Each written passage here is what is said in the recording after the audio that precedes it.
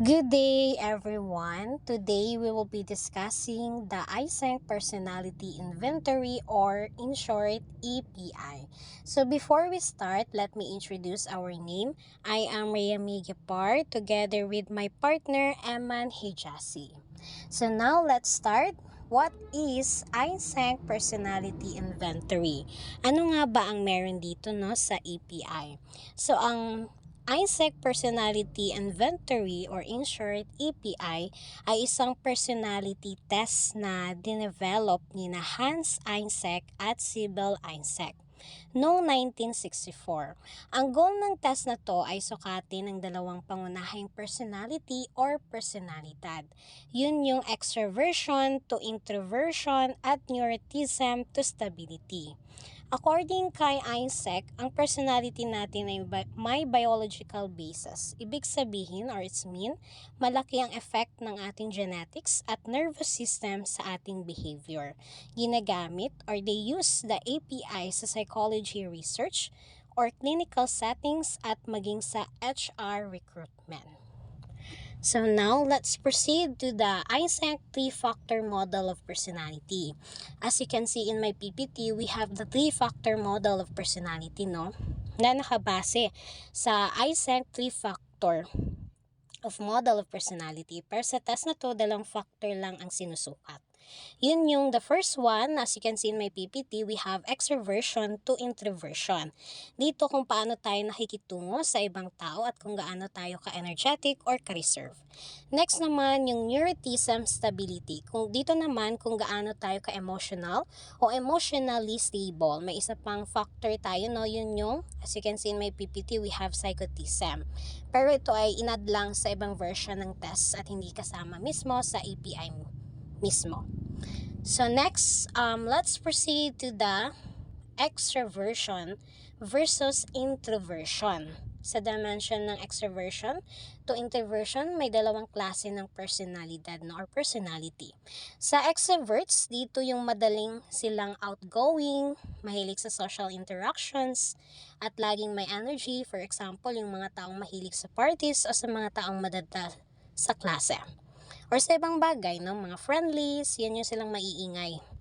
Next naman, yung introvert. Dito naman, mas gusto nila yung tahimik, peace na environment, mas reserve, at hindi gaano mahilig sa large social gatherings. For example, yung mga taong mas gustong magbasa or mag-isa lang sa isang tabi. Next, yan naman yung nakikita nyo sa baba, yung neuroticism versus emotional stability. So, sa pangalawang dimension naman, dito sinusukat ang emotional stability ng isang tao. Yung high neuroticism, meron tayo ditong high neuroticism. Madalas silang nakakaramdam ng anxiety, mood swing, o mabilis ma-stress. Next naman is yung low neuroticism or stable, no? Mas kalmado sila, hindi madaling magpanik at mas emotional balance. No, for example, kung isang tao ay may high senioritism, madali silang kabahan sa exam o mabilis maapektuhan sa problem. Pero kung low neuritism sila, kahit may challenges, nananatili silang kalmado at logical. Next is the structure of the EPI. Ang EPI may 57 question na may yes or no lang nasagot. Nahati ito sa tatlong parts, no? Yung extroversion skill, 24 items para sukatin yung extrovert o introvert ng isang tao. Next naman yung neuroticism skill, yung 24 items para malaman kung emotional stable o unstable siya. Sa lie skill naman, 9 items para i-check kung honest ang sagot, kung sinasagot lang ito para magmukhang ideal ang personality niya. No, so ginagamit ito sa iba't ibang setting para mas maintindihan ng personalidad or personality natin ng isang tao at paano ito nakaka-effect sa kanyang behavior. So yun, in summary for this first of Eysenck Personality Inventory ay isang famous na personality test na sumusukat sa extroversion to introversion at neuroticism to stability. They use ito sa clinical psychology, research at HR para matulungan ng mga tao na mas maunawaan or i-understand ang kanilang personality. So now, let's proceed to the next reporter, which is Eman Hijazi. She will explain about the scoring, interpretation at application ng API. So for the continuation of Reyes report, ang susunod dito is scoring and interpretation. So from the word itself na scoring and interpretation, ito yung pag-interpret and pagbibigay mo ng score after the assessment. So how the test is scored. So ang Eysenck Personality Inventory or the API ay consist of 57 na yes or no questions.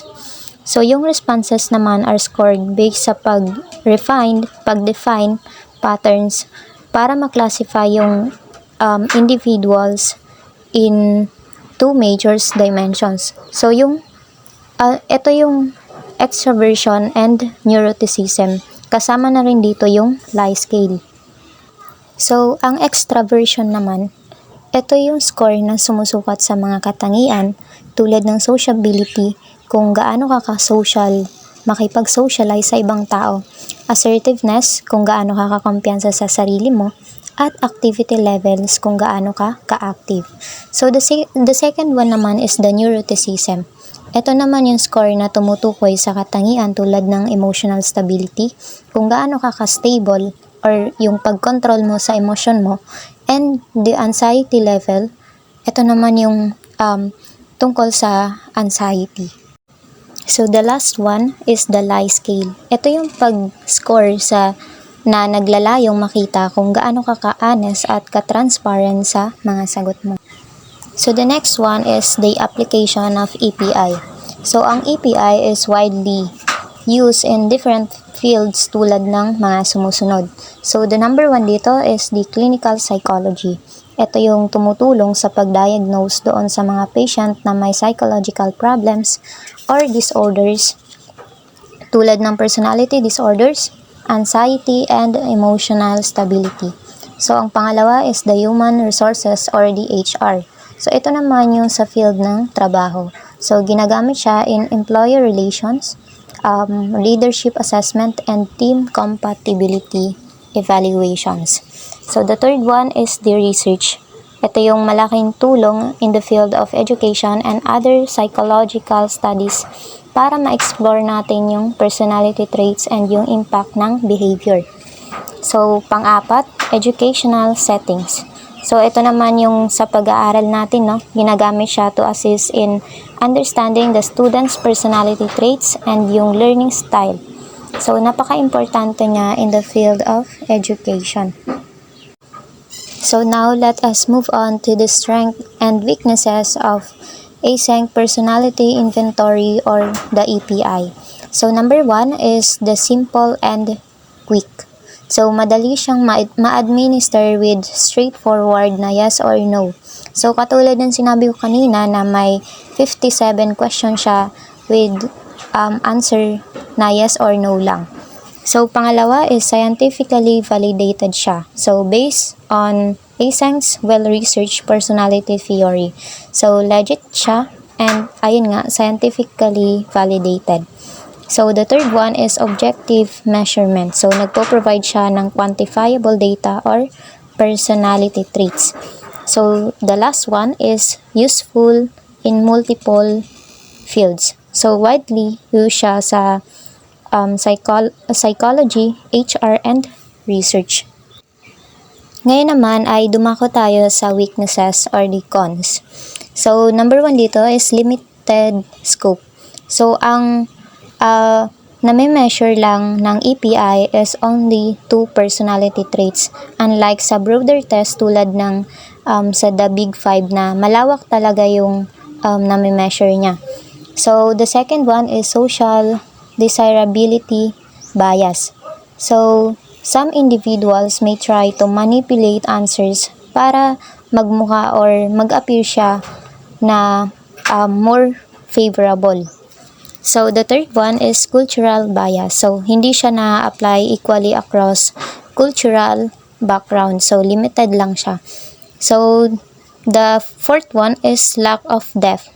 So, it does not capture complex personality dimensions or individual differences in behavior. So, now, the conclusion of API, it is a valuable psychological tool na tumutukoy to assess key personality traits na related sa social ability and emotional stability. So, ang EPI is napaka-importante niya sa clinical settings, workplaces, and research.